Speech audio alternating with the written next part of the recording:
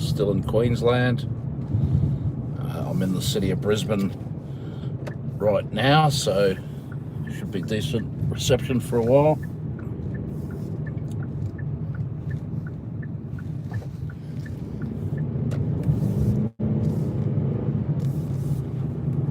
So I wanted to have a chat today about Disney.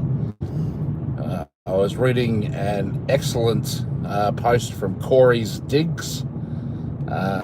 She's on Twitter at COREYSDIGS, and she also has a website, coreysdigs.com. She's a great researcher and really gets to the depth of the topics that she investigates and publishes all of her findings and research to share. So if you go to Corey's Digs website, she has, I think it's called the file drawer, where she has like vast repositories of information there that she's found in her research. So very useful to other researchers, and that's the sort of thing that I commend, that I think there needs to be more of in the truth community.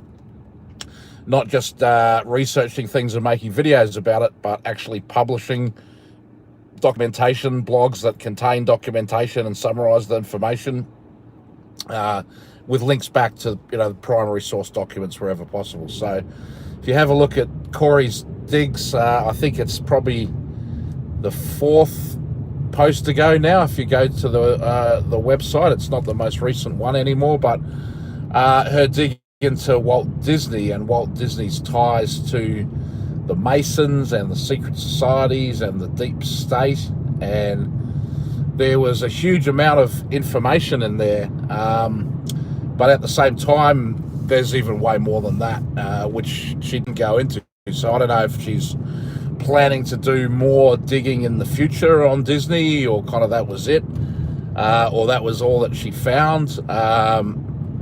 But there's definitely more than that.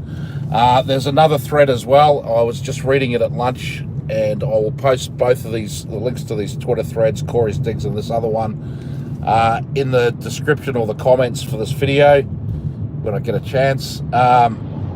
Unfortunately, I don't remember the name of this other account that was looking into Disney, but they had about a 15-tweet thread on it. That also had some really good information. So Walt and his brother Roy, Walt was adopted, so there's a similarity there with Larry Harvey, the Burning Man founder. And then Walt Disney went through De Molay, the elite Freemasonic youth league, named after Jacques de Molay, the head of the Templars that was burned on the stake Friday 13th that I was just talking about yesterday.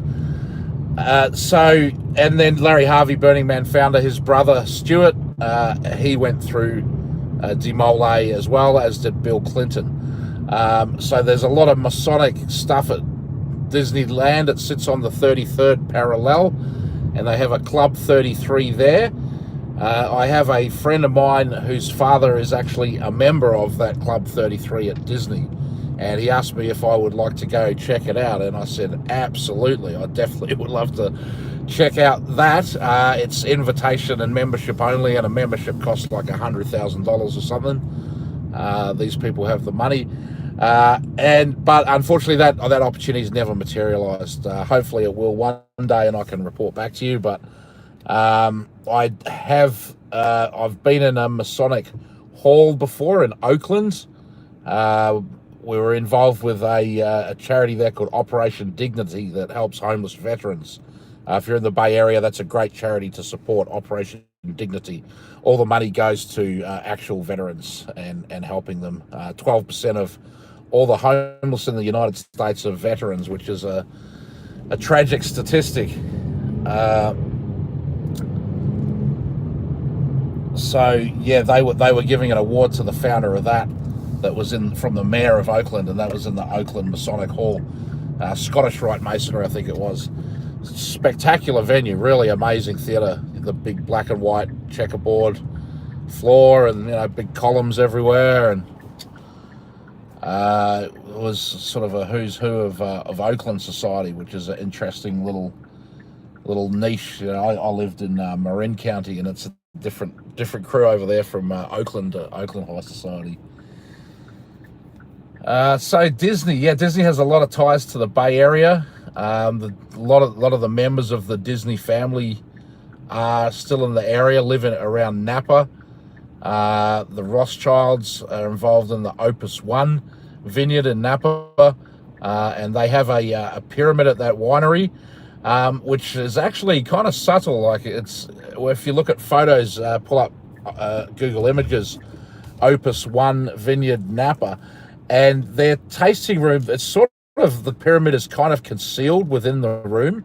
You kind of have to look at it and like, connect some of the dots and the shape as you look at it, and you can see, oh, yep, that does make a pyramid shape. But I know for a fact that many of those wineries in Napa have underground caves with like 1 million bottles plus of wine. They have massive cave digging machines, and do some of those caves link two vineyards or more together? I don't have any information to say that, but my powers of deduction would suggest that that's extremely likely. We know that tunnels are very important to human trafficking. John Podesta actually has a place very, very close to Bohemian Grove, which I thought was a very interesting story about him. And then Nancy Pelosi has a vineyard in Napa. She has that goat pizza, obviously. Walt Disney went to Bohemian Grove. He apparently was inspired, the story of the Seven Dwarfs, to be snoring around the campfire from an actual experience he had at his camp at Bohemian Grove. You can find drawings that Walt Disney did of the big owl that they do their ceremonies around, their cremation of care ceremony. Some say that the owl is a symbol of Molech, but as far as I understand, Molech's symbol is like a bull, or a half man, half bull, kind of like the Minotaur, or even maybe a centaur. But it's like a bull cult, like Mithras, like the horned god.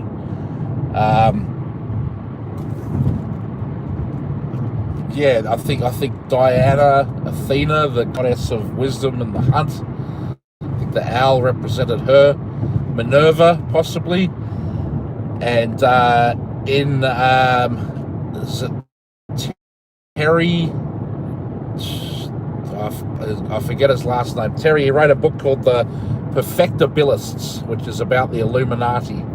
And you want to read that book, The Perfectibilists, and also the original John Robeson, Proofs of a Conspiracy Against All Nations, I think is the full title of it. He was a Mason, and he wrote a book about this Illuminati secret society that had formed and was infiltrating the Masons. So this, the Illuminati is very real. It's a historical fact. George Washington wrote about it, acknowledging it. Walt Disney not only drew this picture of an owl at Bohemian Grove, but he actually put Illuminati in some of their cartoons. There's one, I think it's Donald Duck is there. Hey, Mike Wick, how you going, man? And it says in the background, it's like a seeing eye chart that you get at the doctor to test your vision, with all the letters and everything on it. And on the chart, the letters spell out, ask about Illuminati. I think I published that image in my Shadow History of Burners series, probably part 2. We talked about Disneyland. Hewlett Packard is considered the first Silicon Valley company. It basically spun out of Stanford, and they had developed this technology that was like a tone oscillator. It could make like a melodic kind of electronic tone, sort of like a bell, but it could vary in pitch and frequency. So kind of like the earliest version of the synthesizer.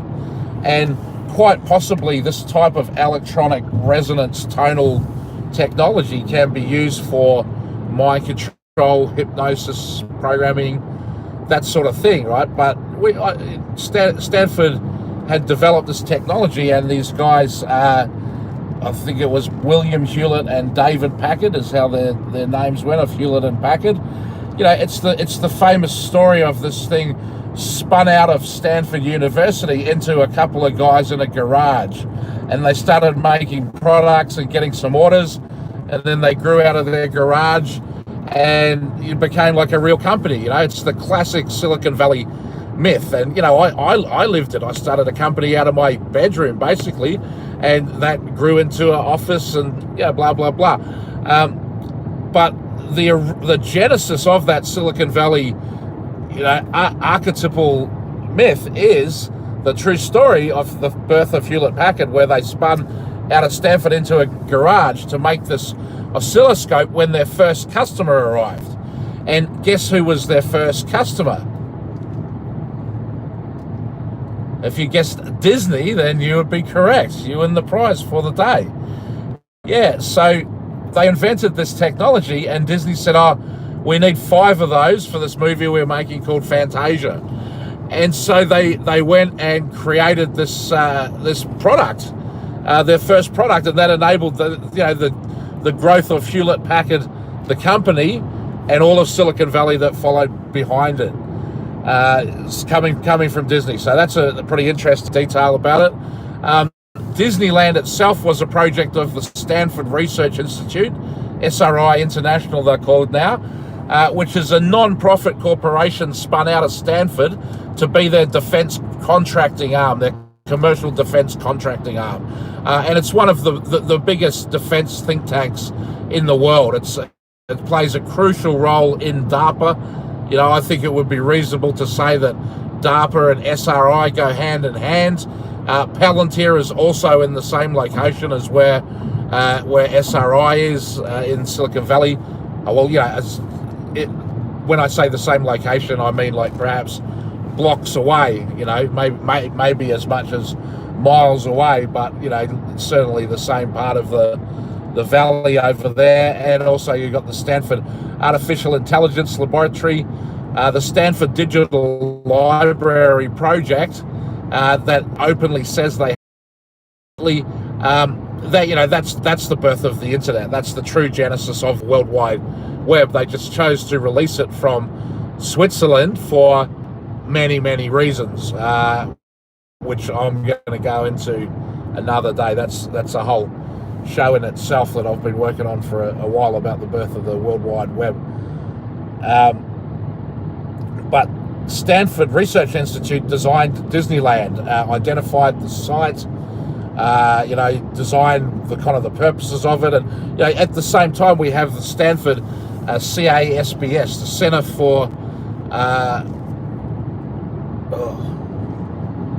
for Advanced Studies in the Behavioral Sciences, CASBS, which I think was the second of the Institutes of Advanced Study, Princeton being the first. So this is sort of like the network of Tavistock-controlled think tanks that they made around the world after World War II to bring in the paperclip scientists and the Nazi thinking, such as the ideas of the Frankfurt School, right? So I've gone through that in other presentations, talking about the formation of the Grateful Dead and the Flower Power movement, being basically a psyop going along with the thinking of the Frankfurt School. Well, that's just coming out of Stanford CASBS, while at the same time SRI International is saying, hey, we need to make Disneyland, and here's the spec for it. And Disney is making movies promoting space with Werner von Braun. Yeah, Tavistock on the West Coast. That's Stanford in general, but particularly SRI International, and then also their occult base, DARPA's occult base, Esalen out at Big Sur. But back in these days, we had Lookout Mountain, in the 50s and 60s was probably more active. I think Esalen probably plays the role today that Lookout Mountain did back then. One of the planning and command base, maybe they film certain ceremonies and events there. IONS up on the way to Bohemian Grove, the Institute of Noetic Sciences, that's mentioned in the Da Vinci Code. Opus Dei, the Da Vinci Code resonated with people, and I think was so popular because it was based on so much truth. Like there really are secret societies. There really is a thing called the Priory of Sion. There really are things called Zionists that wanted to create a holy land from Crusades and on. And now these Zionists have their holy land, right? Like this is still some of the most important geopolitical shit in our world, which is kind of crazy. But when you do watch that Sean Russ one, you kind of get an idea for why. But yeah, so Disney went to SRI and said, can you help me design this thing? And they said, sure. And this is before he had any financing for it. So basically getting the participation of SRI in the design of Disneyland enabled the financing for Disneyland to come through. And this is another aspect of Disney that I haven't really seen a lot of people looking into, but it's just like once you know this piece of the puzzle, you'll look for it everywhere, and you'll find it just about everywhere in the history of the military-industrial complex of the West and the San Francisco Bay Area, which is a guy called Amadeo Pietro Giannini, A.P. Giannini. He's an Italian banker, and he married a lady whose dad was a real estate agent and had a few offices around, and convinced his father-in-law to put up some money for him to start a bank that would sort of be complementary to the real estate business. It was called Bank of Italy, and they basically pioneered this concept of retail banking, that you would have a local branch to your bank, and you could go in and meet the local manager, and then that actually would be a central, corporate central bank somewhere that was handling all the business of the branches, which was in San Francisco. And this guy from relatively humble beginnings, basically charming and marrying his way into San Francisco society, grew to create the biggest bank in the world. And he took over another bank in New York. And by that time, I think he was up to he was going from 7 branches to 22 branches or something. So still quite small. Still, you wouldn't have thought it was going to be the biggest bank in the world. But when he did that New York takeover, he changed the name of the bank to Bank of America, which it's still called that today. And it has, last time I looked, more than $1 trillion of assets under management. It's one of the biggest banks in the world. But what A.P. Giannini, who was a Bohemian Grove guy, did with this bank is he financed, so much stuff, basically everything. Like, for example, the Golden Gate Bridge. The military couldn't do it. The military had a strategic objective to unite the Presidio, their main base on the West Coast, with the other forts on the other side of the bridge now, the Golden Gate Headlands. And all the feasibility studies have been done. There were many reasons to do it. There were a few excuses not to do it. But it came down to budget, that they couldn't get the budget financing for it. So A.P. Giannini actually not only put together the financing, but personally underwrote the financing of the Golden Gate Bridge, which was $38 million at the time. This is in the 1920s, before the Great Depression crash, I think. So that's how rich this guy was in the 1920s. And the Golden Gate Bridge, there's a toll going one way, and it's free the other way. And I think the toll's $7, and the number of cars a day going through it is 3 million or something. So 21 million a day.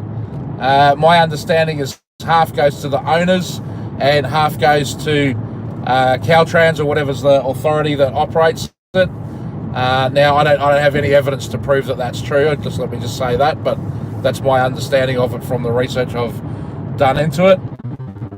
And people that I've spoken to, actual owners is shrouded in secrecy, but there are very wealthy people in the Bay Area who live off the royalties of the Golden Gate Bridge to this day. And obviously Giannini financing the deal personally is probably, he's likely to be the main benefactor of that deal. But, was he a front man for other figures behind him, being Bank of Italy?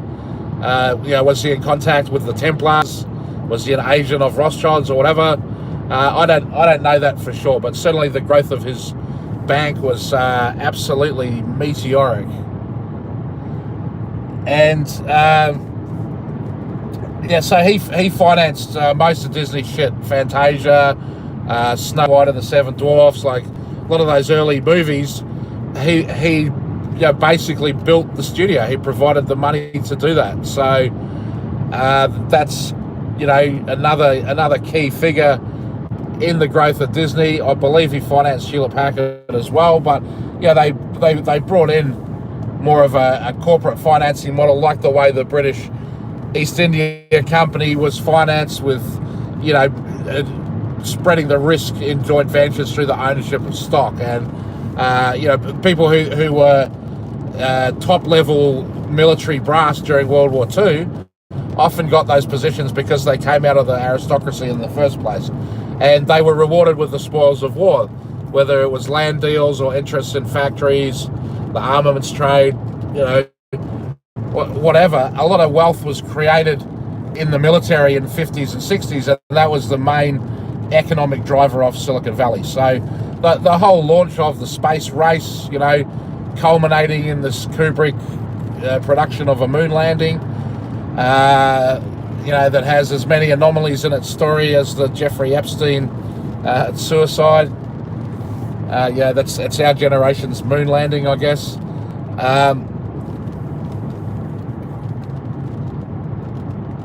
Where was I going with that? Talking about Disney. Just talking about basically the creation of false realities and mind control, the use of these movies in mind control programs. Guess I'm going the right way.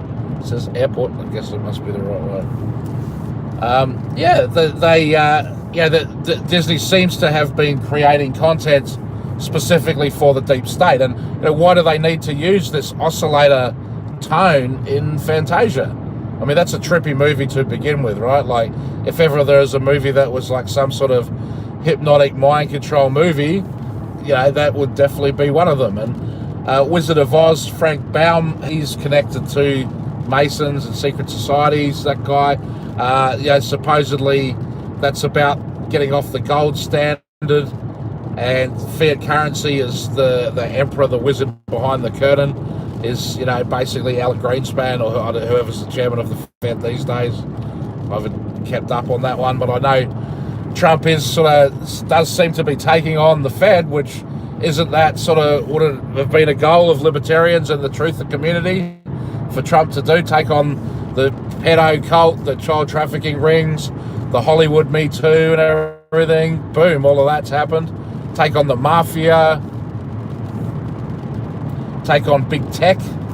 Let's hope that's going to happen. These guys are getting out of control. But Disney is the original big tech. So, the Presidio, after it shut down, it actually kept operating and producing psyops. That was called Star Wars then. It was taken over by George Lucas. And then, of course, there's Pixar. So Pixar was owned by Lucas, and Lucas, he got his big break. He just happened to be standing at Altamont with a camera in his hands when the Hells Angels stabbed a guy to death while the Rolling Stones were playing their new Satanic Majesties album tour or something.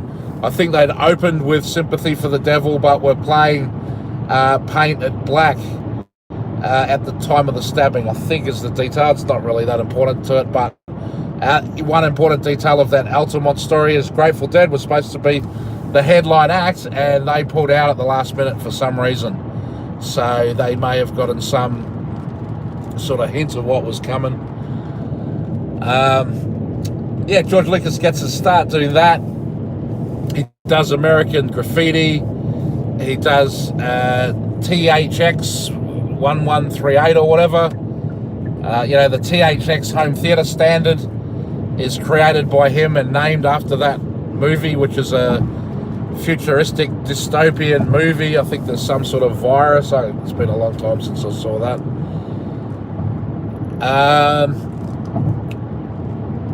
And then he goes to create Star Wars. So just to a bit of a backstory to the Star Wars project. So the United Nations came out of Bohemian Grove, right? And the first group of people that put the UN together came and met at the Presidio, and then after they'd had their initial meetings and worked out the form and structure of how it was all going to be, then they went out to Bohemian Grove to basically present their plans to the masses, right? That's how the UN was formed. And then Rockefeller, getting related to the UN, inside the UN, have a look into that. That's outside the scope of today's talk, I think. But so the United Nations, that's a Bohemian Grove project. Also the Manhattan Project to develop nuclear weapons for America during World War II, that came out of Bohemian Grove as well. It's another Bohemian Grove project. So further to that is Star Wars, Ronald Reagan's Star Wars program, which was also known as the Strategic Defense Initiative. And the idea was that in the 1980s, they were going to put all this kind of infrastructure into space, basically to weaponize space, so that they could have a missile defense shield for the United States and also for critical infrastructure, allies, and military bases around the world. So part of this was lasers and directed energy weapons, being able to shoot missiles out of the air. Part of it was rods from God, massively heavy tungsten rods. I think they weigh like 20 tons each or something, and they just dropped from space, and they just basically fall down to the earth, and they hit with a force greater than a nuclear bomb, but it's just an object falling from the sky. It's not actually banned under nuclear and chemical limitation treaties or anything like that. So all this stuff, it's come out now that we have this. We have an X-37 space plane that can orbit the Earth for like a year without landing, right, with people aboard it. We have stuff up there that can go to between satellites, and that can make modifications to other satellites or just knock them out. In a way, it's very hard to trace what happens all the way up there in space, right? How do you really know why you can't talk to your satellite anymore? And we've seen a lot of stuff happen in space, like non-American probes, for example, to Mars. They just disappear. They disappear before they land. They lose contact with it. What happened to our, $500 million space mission? We don't know. We need another one. That seems to keep happening. So, the weaponization of space did happen. Ronald Reagan's program that was called Star Wars did happen, but it happened simultaneously with the movies of Star Wars being made as well.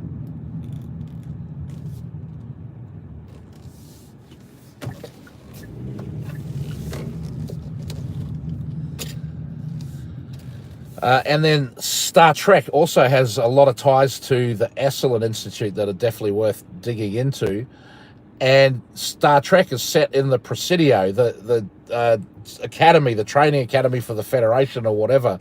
They show a space shuttle coming in and landing next to the Golden Gate Bridge, and they go to the Presidio for their Starfleet Command training, right? That's where Captain Kirk comes out of. There's a lot of the Esalen, SRI. I mean, Esalen itself I consider to be a Stanford spin-off, because Michael Murphy and Dick Price, I think was the other guy, were both Stanford, studied at Stanford and then spun out this Esalen thing that was always very closely tied to Stanford culturally in the topics they're discussing and things like that. And they were both ex-military guys as well that started Esalen.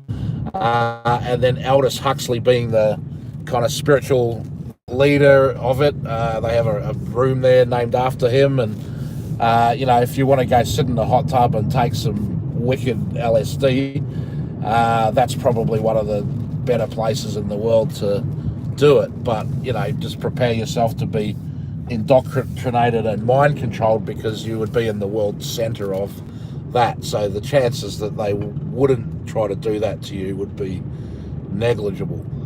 I personally have never actually been to Essendon, but I've driven past it quite a few times, and I have been to Ions a couple of times. That's a trippy place. I went there for a weekend workshop actually to see Nassim Harriman, and that's a few people have called in to lift the veil and said, "Oh, Nathan, you really need to check out Nassim Harriman." I don't know if he ever has, but I would recommend that dude in particular definitely check him out. It's Nassim, like the YouTube shooter Nassim Agdam, but this is Haramein, and he has this double torus theory that basically at the core of every atom is a miniature black hole, and you can sort of regress inwards on like multiple dimensions, getting infinitely smaller, and you can regress outwards on multiple dimensions, getting outwardly bigger, with each sort of like bubble within a bubble. I don't know if that's the right way to explain his double torus theory, but it's sort of, they're saying the Earth is curved and maybe even globe-like, but it has holes at either end of it, and the thing in the middle that scientists tell us is this molten iron ball or whatever the hell it is, that thing is actually a black hole. And it's only our sensing machines are wrong that detect it. I don't know. I'm not really doing this theory justice, but anyway, it was a weekend workshop of Nassim Harriman presenting his ideas about that at the Institute of Noetic Sciences. It's a pretty cool place. Definitely did feel that there was like mind control and psychic stuff and things like that going on there. People trying to like invade me psychically, mentally and stuff. Now these people, Ions, have also been doing experiments at Burning Man. A guy called Dean Radin, he's a pretty cool guy. I've met him a couple of times. There's interesting people involved with this stuff. I mean, Ions was started with Edgar Mitchell, who was one of the Apollo astronauts who apparently saw aliens or angels or gods, or had interactions with non-human entities during his space travels. They have once a month, they have shamans from all around the world come together to Ions to do ceremonies in the forests out there, and presumably they're doing the ayahuasca, peyote, mushrooms, LSD, ibogaine, DMT, and I don't know,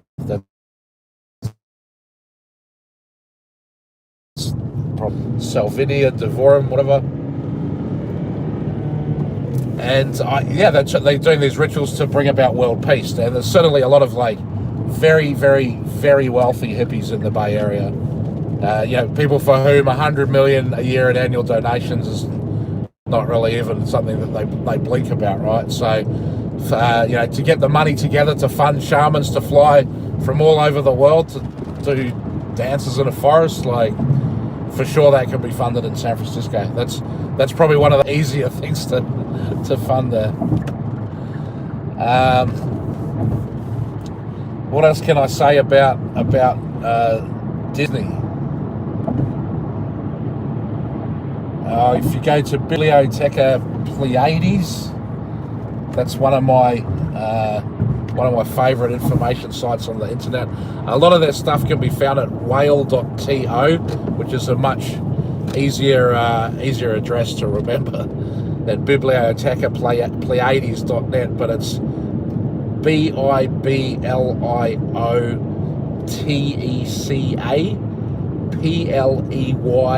PLEYADES and they've got a ton of stuff there about Disney. A lot of that comes out of Fritz Springmeier's Bloodlines of the Illuminati. I'm a huge fan of Springmeier. That book is a masterwork of historical research. Everything in it that I've ever looked into has checked out with second and third sources confirming it. Even some of it where you're like, wow, that can't be true. It's like, yep, all of it. Springmeier did time as a bank robber.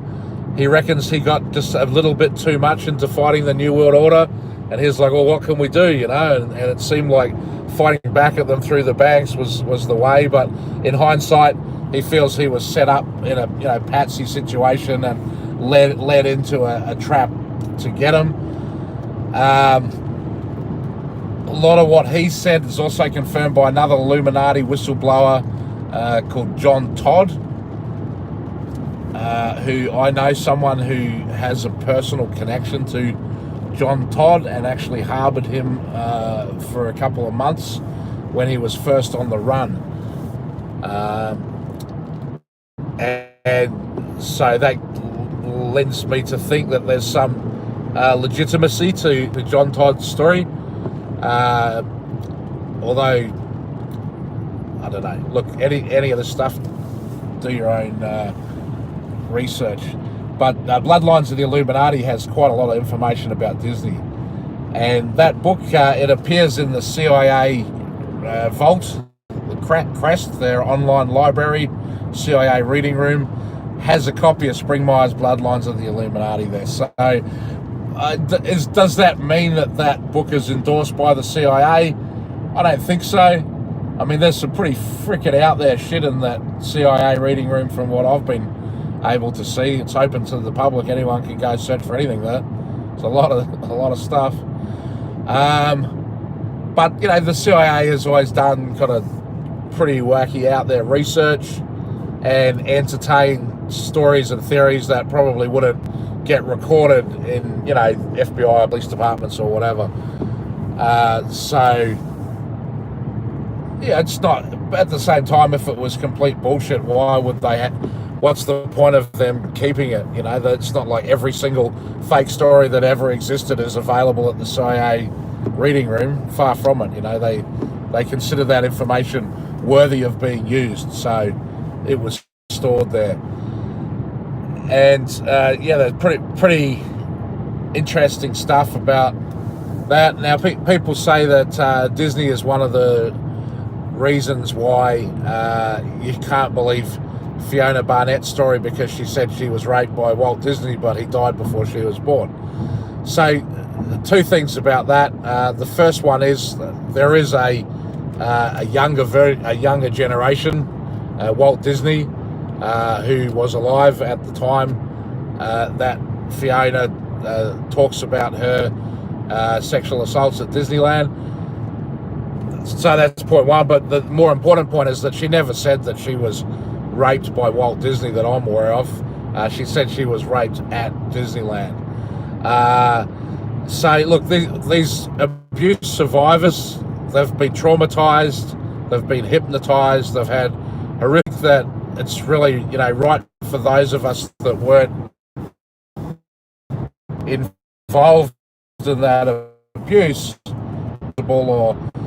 and she's made her statements to the Royal Commission, and that kind of stuff, I consider it to have some real evidentiary weight. It's not, is it enough for someone to go to jail? No, but one of the people that Fiona named as an abuser was former Australian Prime Minister Paul Keating, and now his daughter is caught up in the Epstein thing. So when something like that happens, it does give only more credibility to Fiona Barnett's story. And having followed her for some years now, I have seen several things like that have happened, future proves past type situation.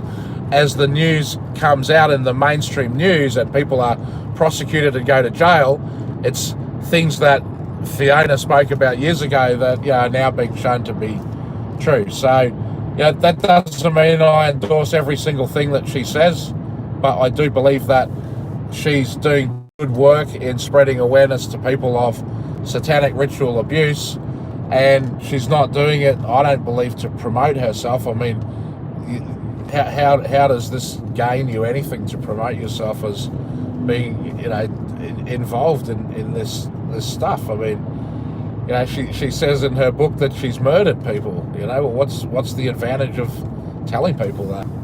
And certainly I've never seen her ask for money or anything like that. So yeah, I think that's, anyway, she's by far the only person who's mentioned Disneyland in relation to any form of abuse, right?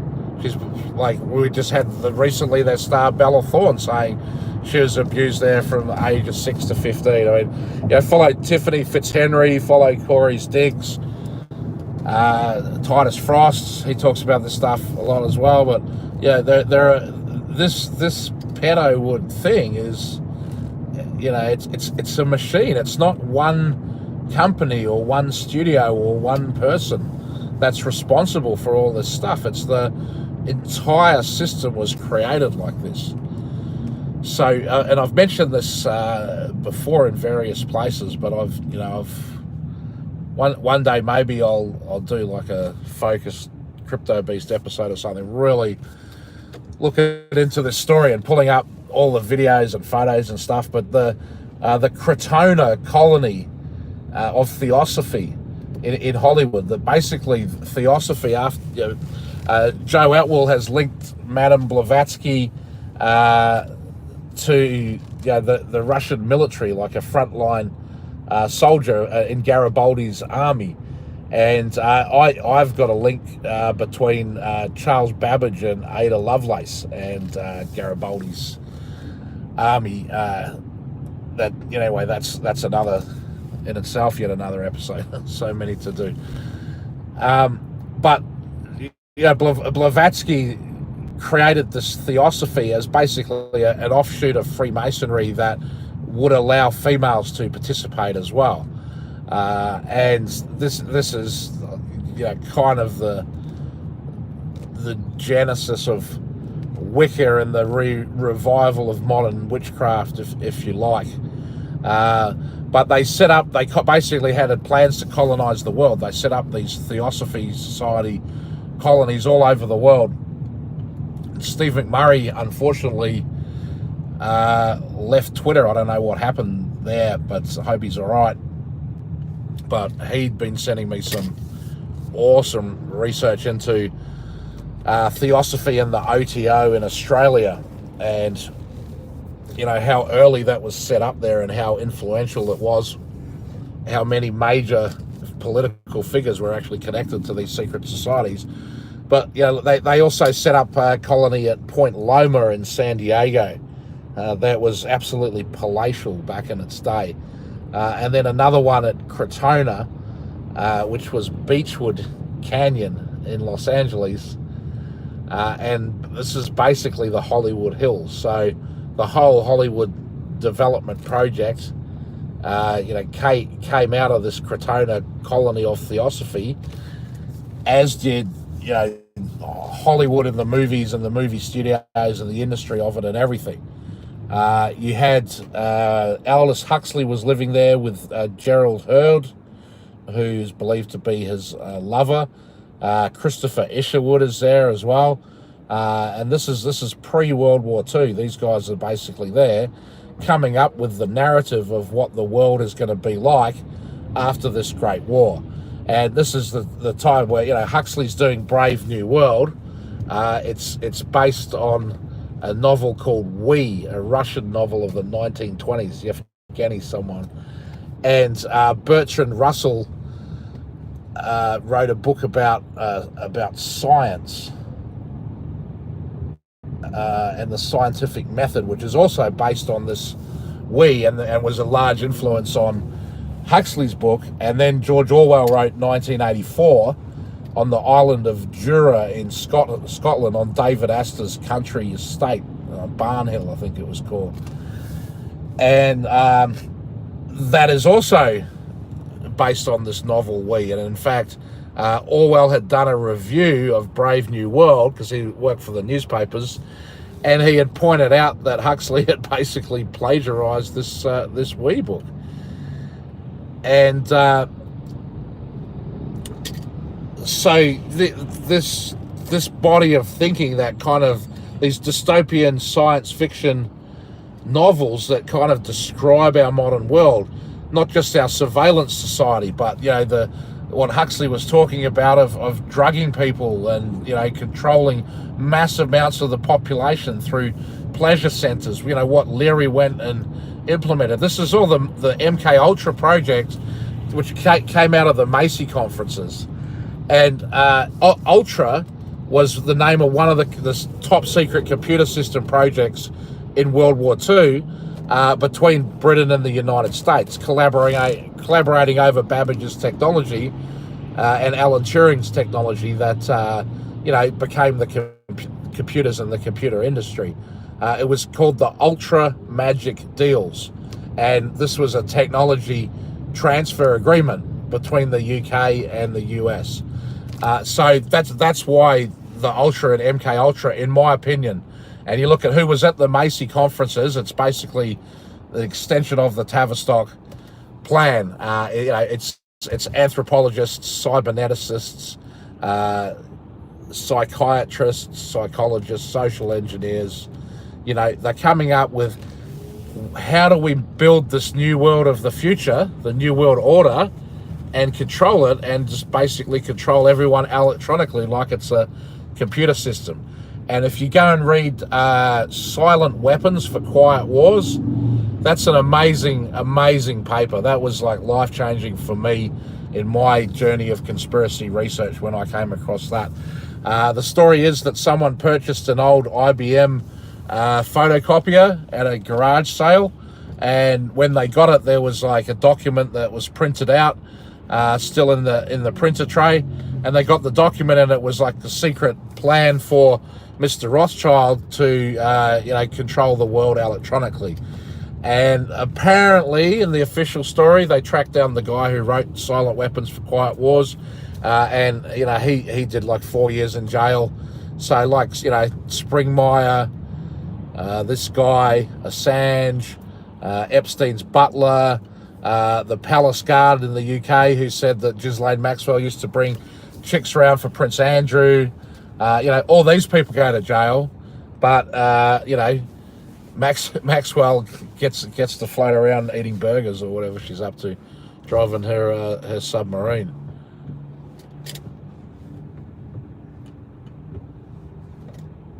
So I don't know what's up with this traffic. Guess it's peak hour here, kind of a bit like LA traffic.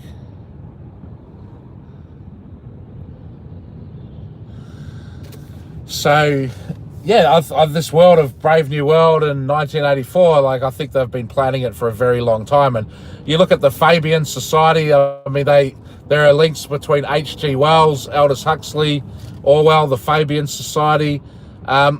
Both George Orwell and Aldous Huxley were at Eton together at the same time. And then Ian, oh my God, how can I forget his name? That wrote James Bond. Ian Fleming, was also at Eton at the same time as George Orwell. And H.G. Wells was a schoolmaster for Huxley when he studied as this Exodus. That's funny.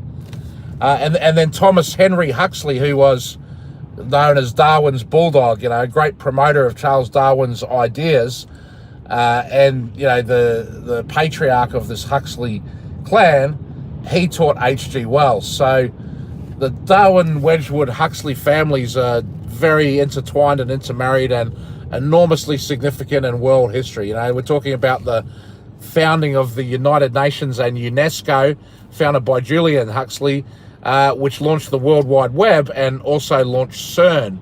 So that's two pretty major technologies of octagon, and in fact, correct me if I'm wrong, but isn't CERN the shape of an octagon? The actual collider itself, anyway, not the facility.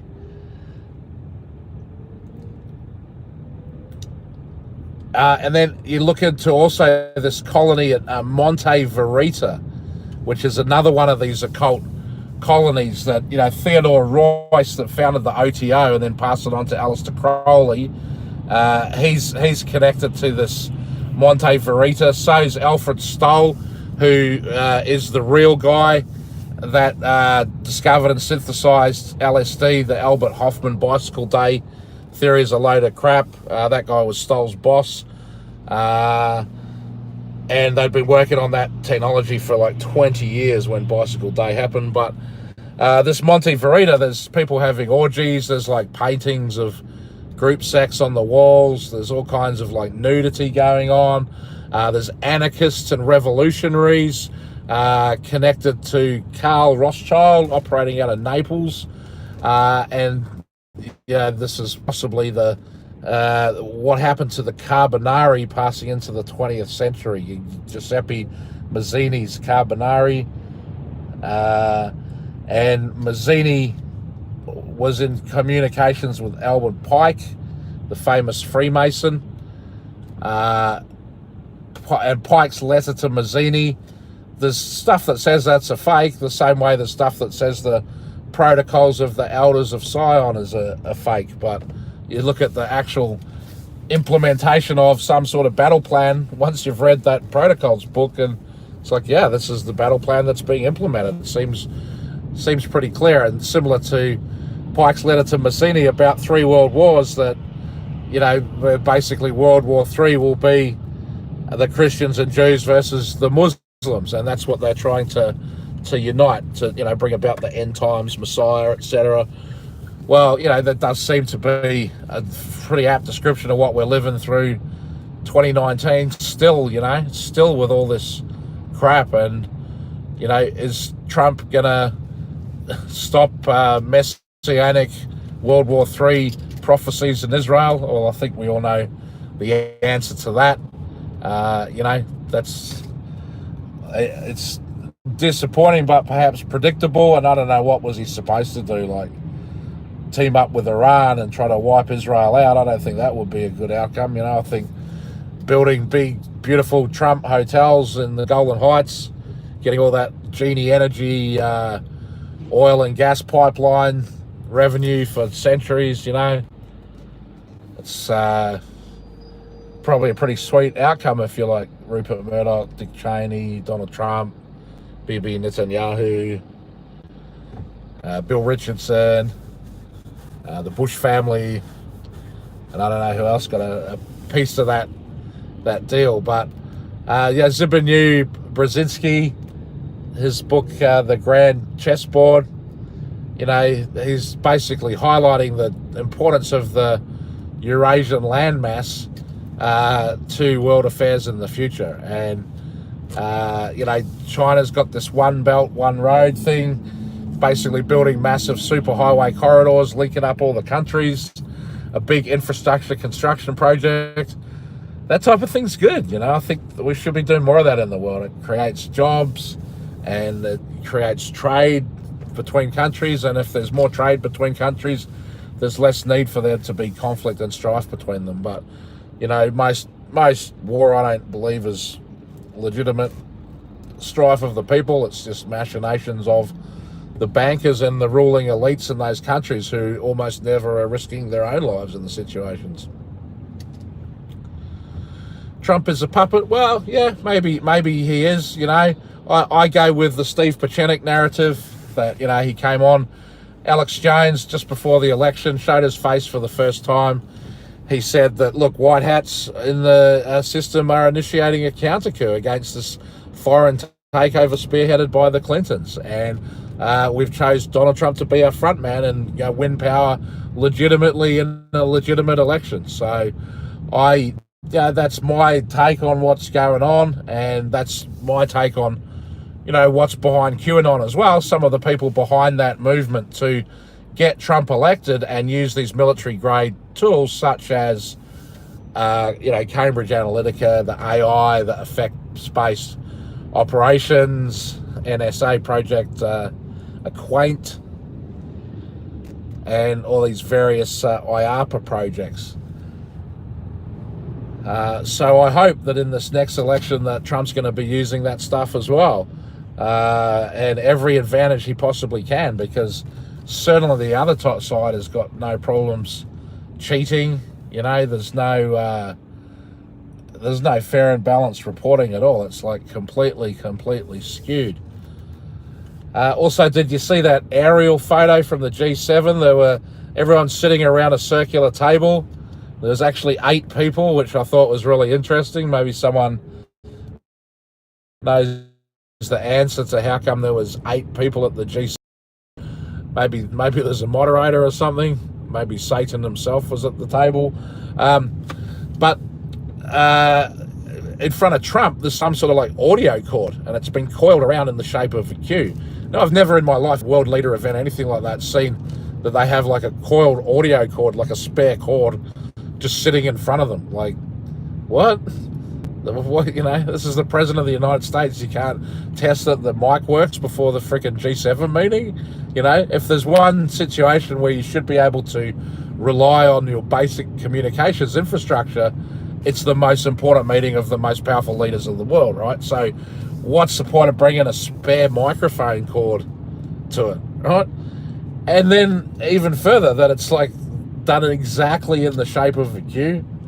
I mean, come on, right? Come on. You can't say that the president isn't in on this QAnon psyop when shit like that's happening.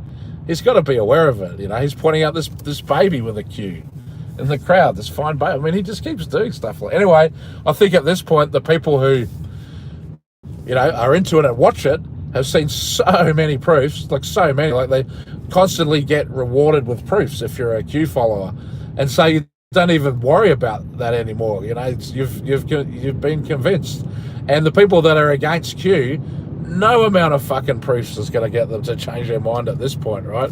Everyone's made up their mind, and I get that most of the internet is against it, and most of the truther community is against it, and I see why as well. And I respect your right to have that opinion, but in my opinion, what Q does is it says, don't believe the mainstream media, which everyone in the truther community already knew that, right? That isn't news at all to the truther community, but to tens of millions of people out there, maybe even hundreds of millions of people, it was inconceivable to them that the media could give them false information.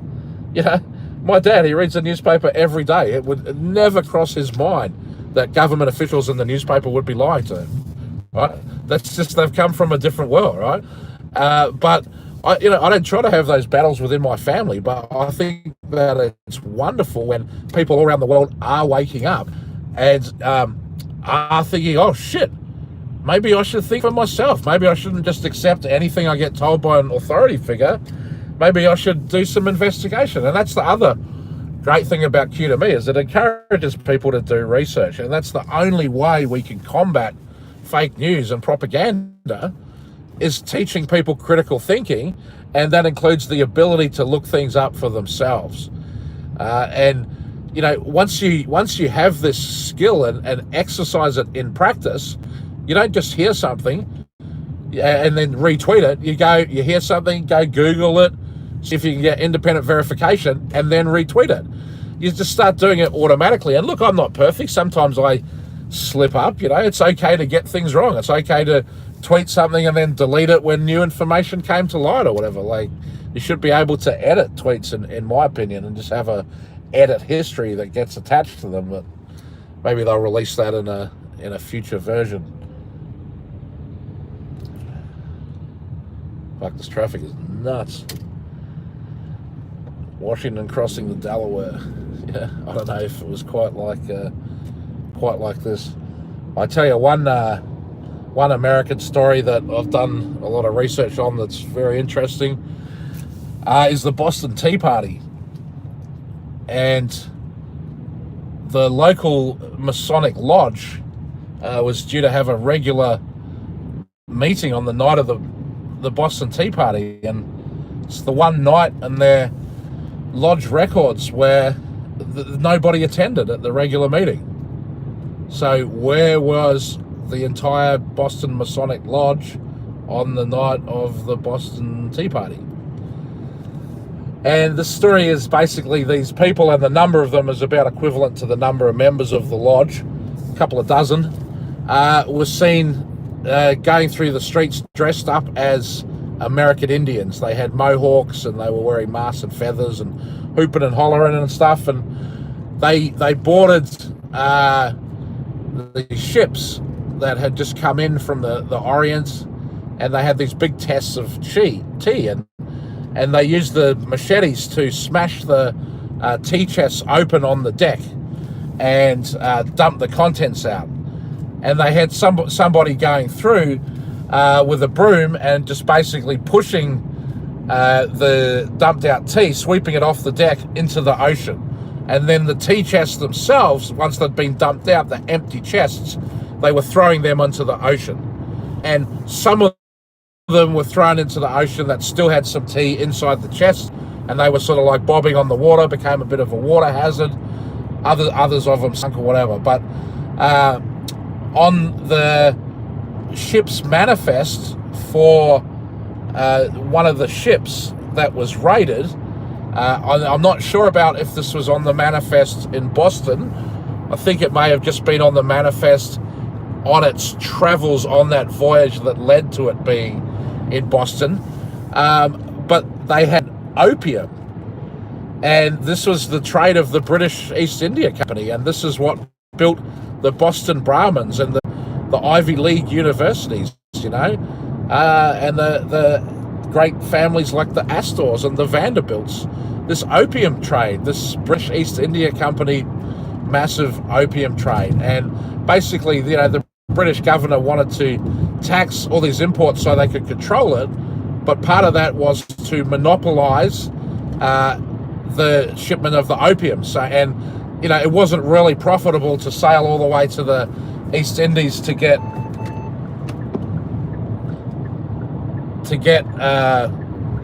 tea on its own. But if you could get a load of tea and a load of opium, that would be very, very interesting. Now, also going on was attempts to grow a variety of the tea plant in North America. And one of the main instigators of the Declaration of Independence and the Boston Tea Party, I would have to look at my notes to tell you if it was John Adams or John Hancock, or I think it was a John, but one of those guys. He was behind this their own stick tea, and I believe the same guy was also the head of that Masonic lodge. So that was part of it as well, that Britain wanting to monopolise the tea trade, being only their tea coming via the East India Company and not some rival upstart tea. So there was maybe some political objective of creating, ill will towards this British tea when there was a domestic one up and coming. But I think it was mainly to do with the opium trade, and even back then the value of opium in relation to its size and weight was very high. Like a small chest of gold would be worth a lot of money. Gold's actually very heavy and very dense. So, $1 million of gold is not actually that much in physical volume compared to $1 million of $100 notes. But opium compares even more favorably than gold to value compared to density. So it was very, very profitable cargo for them to smuggle. They wanted to be able to smuggle it, and after the Revolutionary War, well, basically that's what happened, right? They did. They were able to sail their boats to China and India and go to these massive warehouse boats of the British East India Company and buy tons of opium at auction and then bring it back and sell it in the domestic market. And so, Yale University got its start from this trade. Elihu Yale built his fortune from this business. And then the Russell family, they were in business with the Perkins family. Kleiner Perkins is the biggest VC firm in Silicon Valley. They invested in Google and Facebook and many others, and I believe that it is the same Perkins family out of Boston that Tom Perkins is descended from, but I'm not 100% sure on that one. But anyway, the Perkinses and the Russells were in this opium trade together, and they decided to do a deal where one of the families would go 100% legit, and the other one would be 100%, doing all the underworld trade. That deal went through, was enormously successful, and it led of the Russell Trust, and that's the economic behind Skull and Bones, chapter 322 of a German order at Yale University, where we have Bush Senior and Junior going through there. We have Henry Luce, founder of Time Life, promoter of magic mushrooms with Gordon Wasson and everything like that. John Kerry, former Secretary of State, going up against Bush, so your choice to be president, and said 04 was either Skull and Bones or Skull and Bones. This was set up out of this opium trade, and then the Marquis of Bedford is actually from the Russell family. I believe the Duke of Russell is also another title of them, and that's who created the first Tavistock clinic. They provided the building for the clinic, much in the same way Rockefeller provided the land for the UN, and then that basically was doing after World War One was like shell shock research, people that had been impacted from a nearby explosion of a artillery shell, and it had literally rattled their brain inside their mind, and they'd sort of gone a bit mental. So the military was basically doing mind control experiments on these mental patients who were kind of already written off to society, and it sort of evolved out of there. But the second iteration of the Tavistock Clinic, I believe, of course, funding still from the Russells, but also from the Rothschilds and the Rockefellers and from the British Crown. But you read the different accounts of Tavistock Institute, there's different stories of that. Daniel Estulin had a really good one. John Coleman did the original one. And both really, really good books. So that's also read Dope Inc. by Lyndon LaRouche, or the Executive Intelligence Review.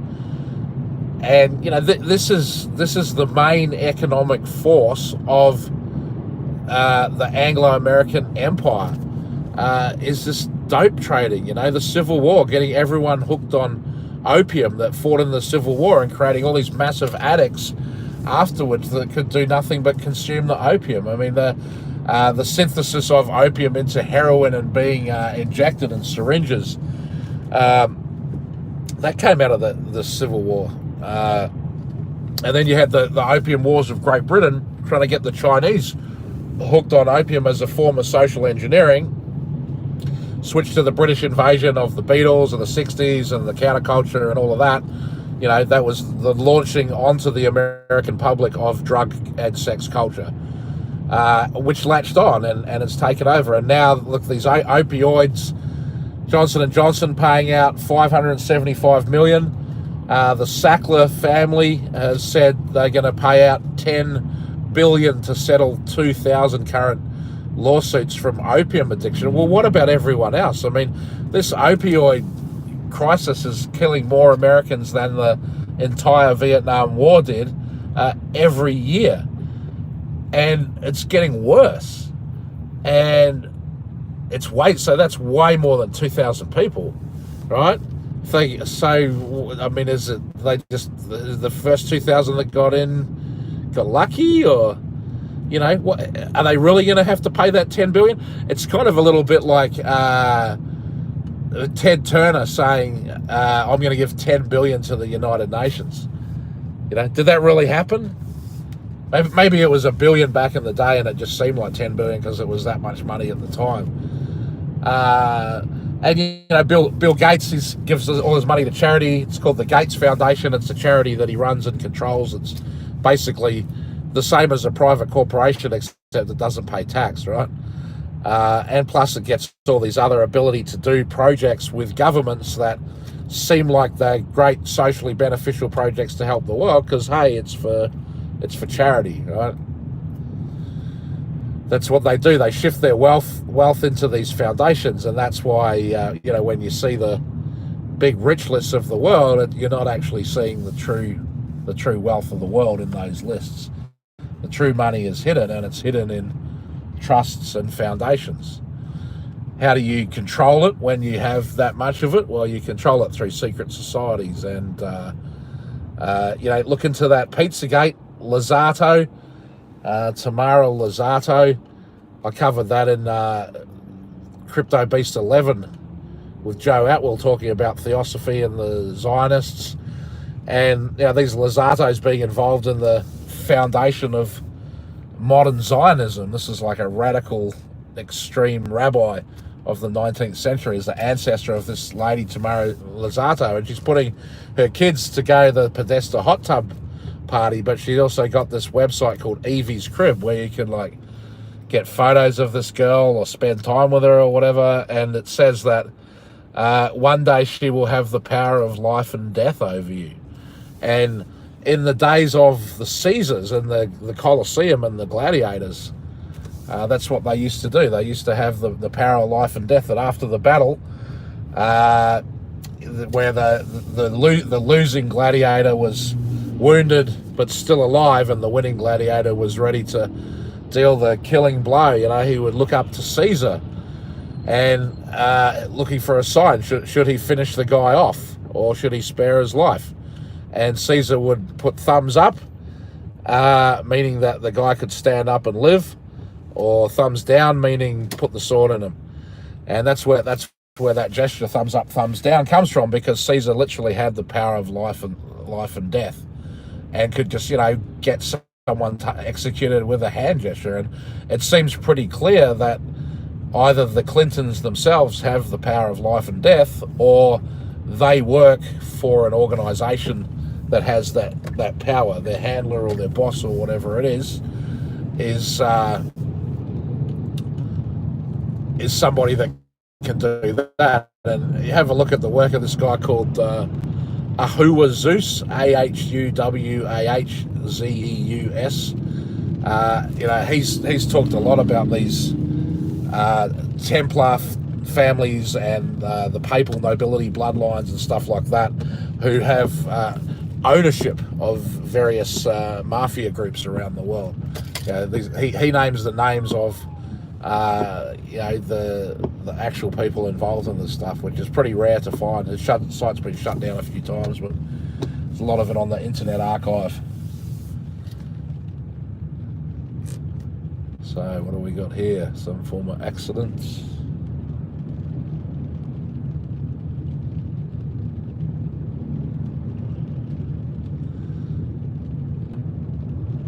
Borgia, yeah, so those old banking families, Warburg.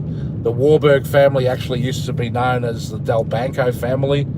They go back to the days of Venice. Venice was a massive empire for 1,000 years. And then it's basically outgrew the swamp that it was in and relocated to the United Kingdom. And Venice had a kind of a political innovation for a city-state, which was rotating leadership. So rather than having the primogeniture, where the firstborn son of the king. Hey Dave, how are you, man? I saw your video, self-defense tips. I thought that was pretty good. That if you're within 5 feet and someone's coming towards you, actually lean in, and you do like a combination. So you go whack them in the chin with the palm of your hand, lifting their chin up, and at the same time you reach back with your right hand to get your service weapon from your holster. I think that's good training. That's good stuff for people to know. I think everyone should get self-defense training. You never know when you could be walking down the street and someone just comes trying to take your eye out with a pink umbrella. But anyway, Venice brought in this ducal system of a rotating leader, and they were basically picked by the oligarchical families would choose who was going to be the one in the lead for the next 4-year term.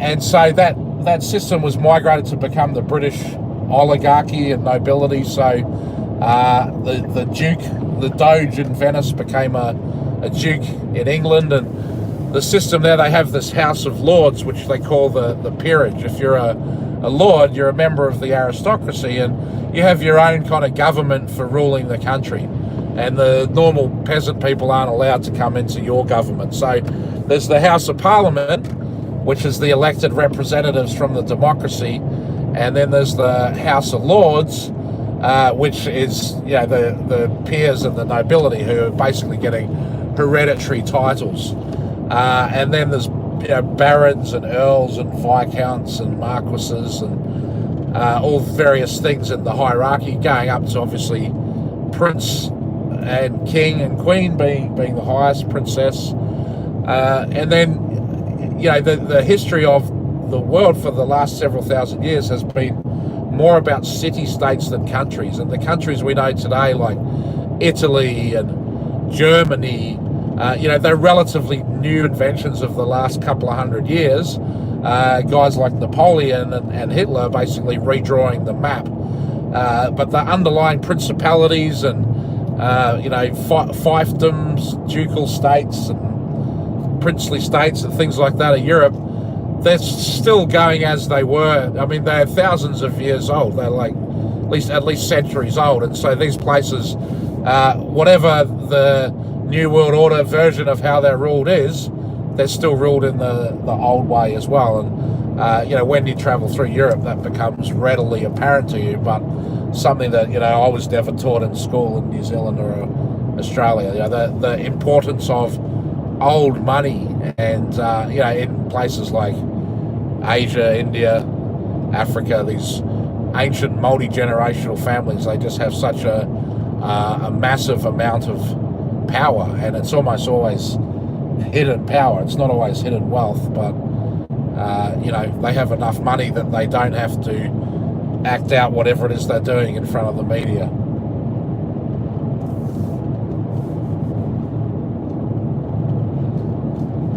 I think that's part of why the elites of society don't like Trump, because he's just so brilliant with the media, and he's always gone to the media, and he's always been a man of the people. He realised television is all about eyeballs, so appeal to the lowest common denominator and get your message out as widely as you can. And he's a master of that. Like the Apprentice TV show was all about that. I mean, you don't learn enough from watching The Apprentice to run a business, but you do learn many things that are useful to you in running a business. And one of the important things is you've got to be able to make decisions. And I see this mistake made too often by entrepreneurs, that they shy away from the tough decisions and they keep postponing the inevitable, and then when they're forced to make the decision rather than being in a position of choosing to make it, they're like, oh well, we could have done this 2 years ago and it would have been so much easier because we had freedom and flexibility. So some of those things you can sort of see the writing on the wall, and everybody else can, but perhaps one person doesn't. They're in a state of denial, or they living on hope and ignoring the evidence. So you gotta decide things decisively, rapidly. Once you made the decision, you never look back, and that's definitely Trump's style. You just barge on through, and fix the broken bits later. And some people hate that.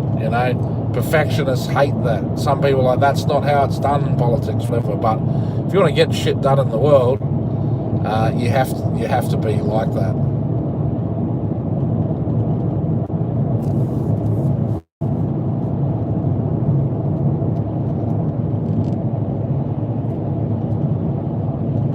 So will we see justice before the next election? That's the big question. They keep dangling this Horowitz OIG report over us. They keep talking about this mysterious Durham and what he's been doing. Huber in Utah, that got awful quiet, didn't it? What happened to John Huber working for years with a team of hundreds on all these prosecutions? I mean, I don't know, this shit's pretty big. Going after the opioids, I've been going after these mega wealthy billionaire families. Johnson & Johnson, that's a huge company, you know, and they're doing it. You know, Backpage taking down Backpage, now going after 8chan. You know, it seems pretty silly to me to target discussion boards for fueling extremism. What are they going to do? Just remove the technology of people being able to chat to each other on the internet? They're going to destroy Facebook, or is it really more about just driving traffic back to Facebook that Facebook has lost because people don't like being on that platform? They'd rather go somewhere else, such as 8chan, you know, which has sort of cultivated its breakaway rebel image. It was an interesting interview with Hot Wheels spilling the beans on 8chan. I saw some of it on Nathan's show, some of it on DeFango's show. And but I haven't seen the whole raw interview yet, which I would like to do, but I think I caught most of it. And you know, it's kind of a bit freaky. This dude, Jim Watkins, down in the Philippines, he was kicked out of the army for running porn sites, and now he's got this like Filipino boy half his age who he's adopted as his son, and that's Code Monkey, who's like the tech guy of 8chan, and apparently takes the company out to the strippers and to the hookers all the time. You know, Hot Wheels is in a wheelchair. He didn't want to participate in that type of activity. Fair enough, but he still lives in the Philippines, which it's an interesting place to have. You know, the center for the Q operation is Trump's mate Duterte. You know, in the Philippines. And I don't know, it just seems to me a little bit creepy, the whole story of this pornographic guy adopting a son and then having this kind of sexually permissive culture within the organization. He's also behind the Goldwater, you know, big ultra conservative voice. Another one of these kind of information operations, active measures dispensing sites. But yeah, they basically have shut, and so with it, that's sort of the end of Q, at least for the time being. Will Q come back? Is Q even still a government operation? I don't know. I mean, possibly some kind of. I don't really think it's got the A team on it anymore. I don't think it's really, going to play a pivotal role or anything anymore. The Epstein death to me is a huge blow. It was awesome when he got arrested. It was like a lot of hope that we're going to see things looking different now. And then boop, he's out, and Maxwell missing, but hasn't been arrested. There's no warrant out for her as far as we know. Just missing. Prince Andrew have a vacation. You know, that's kind of all that's going to happen. So that's super, super disappointing. Epstein could still be alive, just in the kibbutz with Seth Rich, Cappy. Who knows? Who knows? But certainly circumstances of his death are extremely suspicious. I don't consider there to be conclusive proof that it was him that died. And, you know, obviously there's some sort of cover-up going on.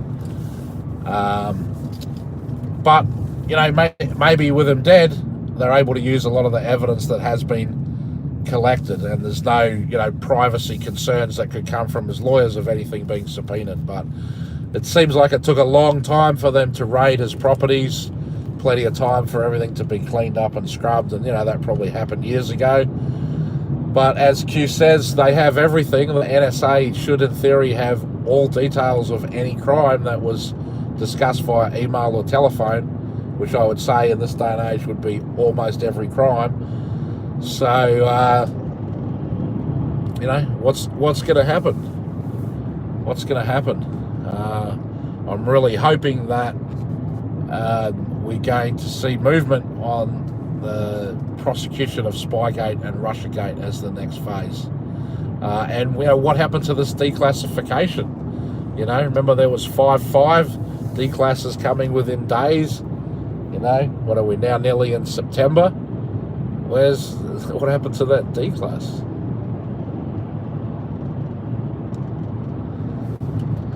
Anyway, I think that's pretty much my thoughts for the day. Look into Disney, Corey's digs, and the other Twitter thread on it. I'll put it in the comments or the description for this video. The Fritz Springmeier one, the Bibliotheca Pleiades one, and yeah, the story of Pixar and how it was originally George Lucas, and then he couldn't afford to run it anymore, so he went to Jobs, and Jobs says, okay, I'll take it over. And then Jobs sold Pixar back to Disney in a transaction that made him, and now his estate, the largest shareholders of Disney. So there's this massive interrelationship between Apple, Disney, Pixar, Bohemian Grove, Presidio, Stanford, Xerox Park, SRI. All right, thanks for tuning in, everybody. I'll catch you all later.